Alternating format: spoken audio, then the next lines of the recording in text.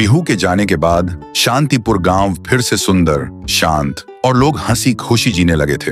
एक रात गांव में एक शादी हो रही थी। पूरा गांव शामिल था। सब धूमधाम से शादी मना रहे थे और तभी गुड़िया जमीन में लेटे हुए आती है और अचानक उठकर सीधा दुल्हन को खा जाती है। ये देखते ही लोगों के बीच में अफरा तफरी मच जाती है। कोई भागता है, कोई चिल्लाता है और वो गुड़िया खड़े होकर एक बच्चों जैसा गाना गाती है और फिर एक के बाद एक सबको मौत के घाट उतार देती है और फिर वो गायब हो जाती है।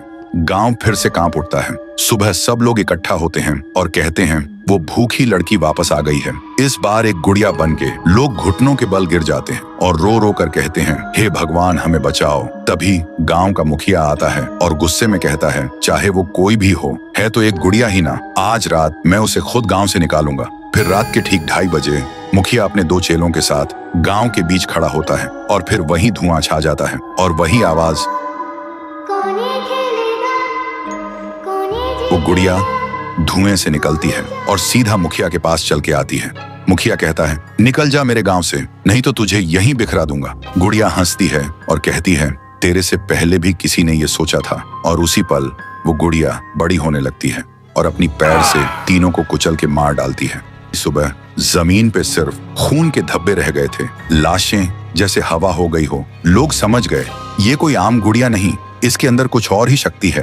तभी गांव की एक बूढ़ी औरत कहती है, इस गुड़िया को हम गांव से नहीं निकाल सकते, इसे तो सिर्फ पीहू ही गांव से निकाल सकती है। फिर सभी लोग उसी जगह जाकर खाना रखते हैं और दिल से पीहू को पुकारते हैं, भूखी देवी वापस आइए, गांव को बचाइए। तभी जमीन से एक आवाज निकलती है पीहू, पीहू, पीहू। और मिट्टी से बनने लगती है पीहू। लोग चिल्लाकर कहते हैं, देवी हमें बचा लो।